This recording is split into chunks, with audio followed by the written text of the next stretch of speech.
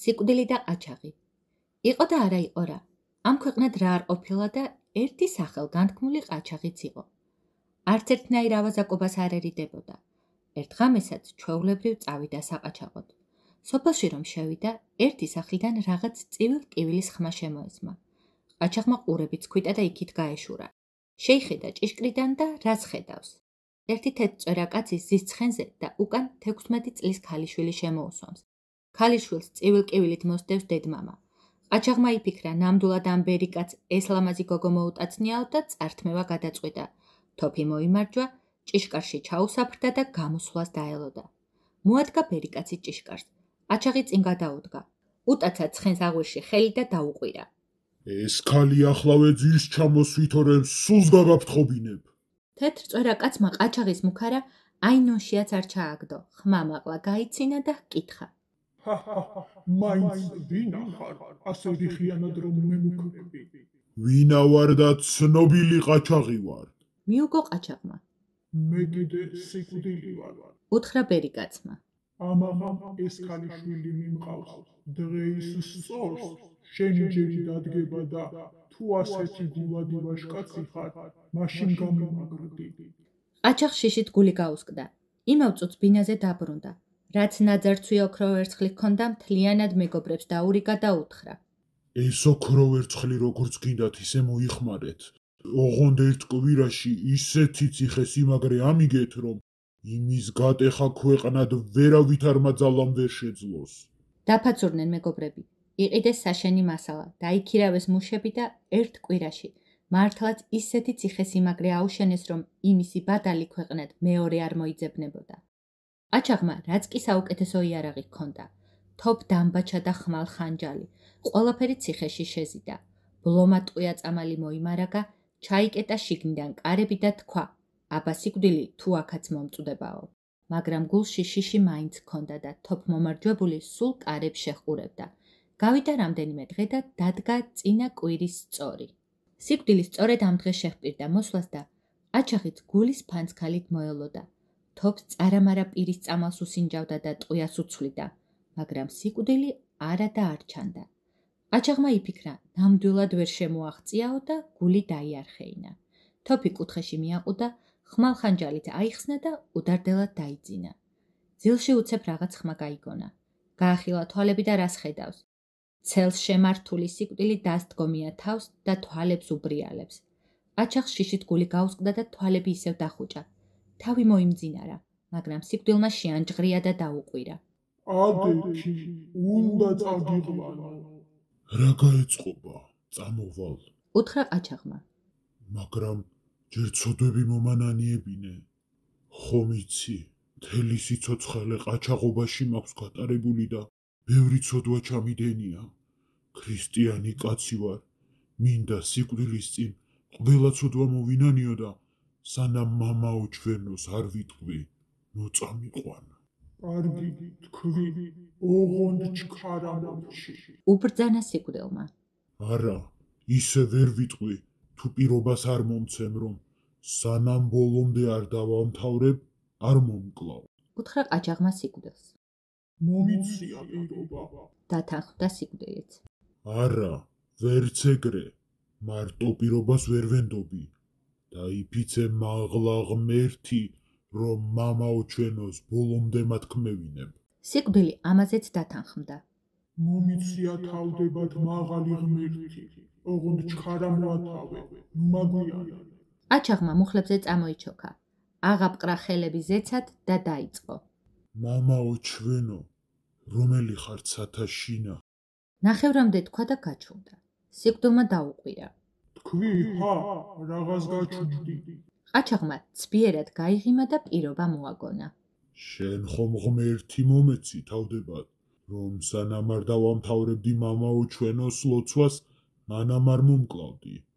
ახლა მეტის თქმა აღარ მსურს და როცა ვიტყვი, შენც მაშინ წამიყვანე. მიხვდა სიკვდილი რომ მოტყუდა და ყაჩაღს უთხრა. რატი შენ ასეთი ჭკვიანი და მოხერხებული ყოფილხარ, ჯერ არ მოგკლავ. დაანებე თავი ყაჩაღობას, შემომიამხანაგდი და სიკეთეს არ მოგაკლებ. რომ შეგიამხანაგდე, რა უნდა ვაკეთო? დაინტერესდა ყაჩაღი. რა უნდა აკეთო და ექიმობა დაიწყე. ურჩია სიკვდილმა ყაჩაღს. მიდი ავადმყოფთან. იქ უსათუოდ მეტაკვდები, მაგრამ შენ მეტი ვერავინ დამინახავს. ავადმყოფს ან თავთით ვეყოლები დამჯდარი, ან ფეხთით. თუ თავთით ვეჯდე, ავადმყოფი არ მორჩება და შენც ხელი აიღე. ხოლო თუ ფეხთით დამინახო, ის ავადმყოფი ნამდვილად მოსარჩენია და უბრალოდ წყალიც რომ დაალევინო მორჩება. ამ ხელობით ბევრ ფულს იშოვი და გამდიდრდები. მართლაც, ყაჩაღმა თავი დაანება ძველ ხელობას და ექიმობა დაიწყო. დადის სოფლიდან სოფელში, შევა ავადმყოფთან, დახედავს, თუ სიკვდილი ფეხთით უზის, იტყვის მორჩებაო და გადაარჩენს კიდეც. თუ თავთით ნახავს, იმავე წამს ხელს აიღებს და ავადმყოფიც იღუპება. გაუვარდა ექიმს სახელი და დიდძალი ფულიც დაუგროვდა. გავიდა ხანი. გამდიდრდა ეს ყაჩაღი და ცხოვრობს ბედნიერად. ერთხელაც შეჯდა ცხენზე და წავიდა ავადმყოფის სანახავად. მდინარის ნაპირას წყლის გამორიყული პატარა ბიჭი ნახა. ბიჭი დამხრჩვალი იყო და ყელზე ჯვარი ეკიდა. ყაჩაღმა იფიქრა, ეს ბავშვი ეტყობა ქრისტიანი ყოფილა. მოდი ანდერც ავუგებ, მამაო ჩვენოს ვეტყვი და ისე დავმარხავო. დაუჯდა ბიჭს გვერდით და მამაო ჩვენო ბოლომდე ჩაათავა. იმავ წამს სიკვდილი დაადგა თავზე და უთხრა. ხომ თქვი მამაო ჩვენო ბოლომდე, აბა ახლა შემომიჭიქი ცხენზე და წამოდი. ყაჩაღს მოაგონდა დადებული პირობა და ფერი ეცვალა. დაუჩოქა და სთხოვა სიკვდილს. რა კი ამდენი ამაგი გაქვს ჩემზე, მოდი და ეს ერთი სიკეთეც გამიწიე. შინ მოხუცებული მამა მყავს. მომეცინება რომ მივიდე და სიკვდილის წინ გამომემშვიდობო. სიკვდილი ისევ დათანხმდა და თან გაჰყვა. მივიდნენ ყაჩაღის სახლში. ყაჩაღი გამოემშვიდობა თავის მოხუც მამას და სიკვდილს თხოვა. ხომ მიყავარ და მიყავარ. მოდი, ბარემ საიქიოში ნურც ამ ჯავს წამაყოლებ. როგორც ბავშვობას ვიცოდი, ამ ჩვენ ზამთრის მსხალზე ავალ ერთ-ორ მსხალს მოუწყვეთ. შევჭამ და წამიყვანე. კარგი, დართო ნება სიკვდილმა. ოღონდ ჩქარადი და ჩამოდი, არ დამაგვიანო. ეს მსხლის ხე დაწყევლილი იყო. ვინცე თავიდოდა, სანამ ნაყოფი მთლიანად არ მოელეოდა, ვეღარ ჩამოვიდოდა. ავიდა ყაჩაღი და დარჩა ზედ. ეძახი სიკვდილი ჩამოდიო, მაგრამ რას ჩამოვა, სანამ მსხალს ერთი ნაყოფიც აბია. რაღა უნდა ექნა სიკვდილს. რამდენი კაცი ჰყავდა წასაყვანი და დაზამთრებამდე იქ ხომ არ იდგებოდა. გაბრუნდა უკან ხელცარიელი სიკვდილი და წასვლისას დაემუქრა. ხომ მომატყუე ორჯერ, მაგრამ იცოდე, არ შეგარჩენ. ისე გაგიხდი საქმეს, რომ თავი მოგძულდეს და წაყვანას თვითონვე მეხვეწებოდე. გავიდა ხანი. ყაჩაღი ისე მოხუცდა და დაუძლოვდა, რომ ფეხზე ადგომა აღარ შეუძლია. მუხლში ღონე გამოელია, თვალში სინათლე. აღარც მკვდარია, აღარც ცოცხალი. დღითი დღე უძლურდება. გახდა, ჩამოხმა და შავ ჩონჩხად გადაიქცა. აღარც სისხლი აქვს, აღარც ხორცი, მარტო ძვლები და გამხდარი ტყავია. ერთ დღეს როგორც იქნა, ეზოში გამობობხდა და თვალცრემლიანმა ხმამაღლა შეჰყვირა. სიკვდილო, შედაწყევლილო, სადახარ, რომ ერთხელ აღარ გამოჩნდი. უცბად სიკვდილი თავზე დაადგა და ჰკითხა. რა გინდა, რატომ მიხმობ? რაღა მინდა, ვერ ახედავ, ადამიანი აღარა ვარ, ადექი და წამიყვანე. შეეხვეწა ყაჩაღი.